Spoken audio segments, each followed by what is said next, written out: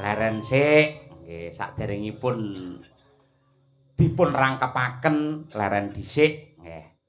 Menika kapan iso mandiri pribadi?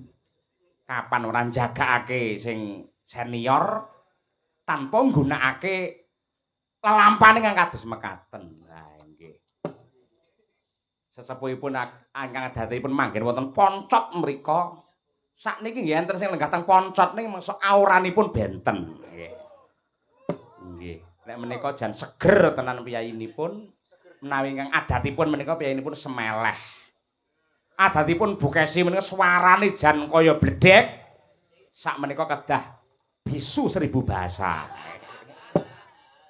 Nyuwun pangapunten dumateng estu dumateng Pak Saryadi sekalian Ibu. Wah, jan nyuwun duka ingkang kathah kaya ngepasi niki mbok etrok kecuk niki pas radang tenggorokan.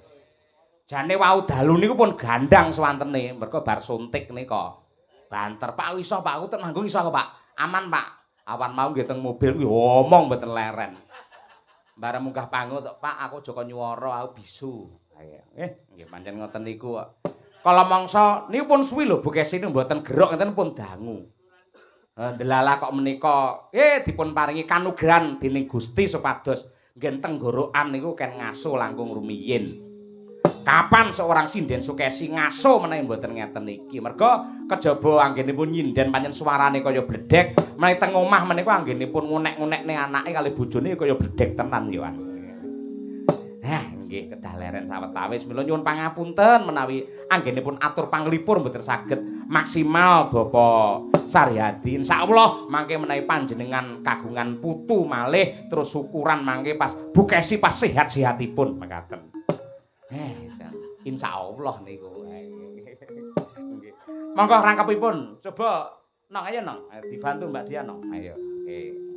Sor. Ayo coba ayo. Ngisar kara anak gemaki ngaku jaka loro-loro anake jalali jalali jalali jalali jaman semana nalikane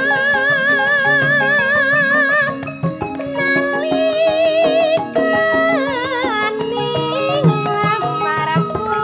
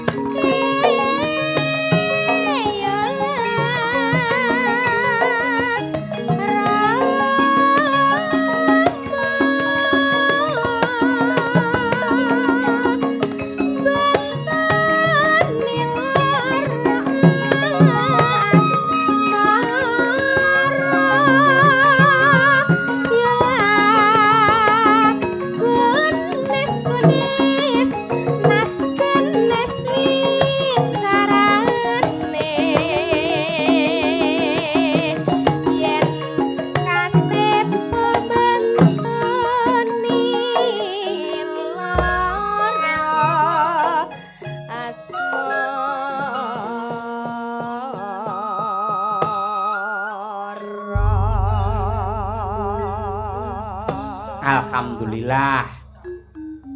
Wiwit sonten waranggana dereng kula tepangaken setunggal mbaka setunggal Mas Gareng.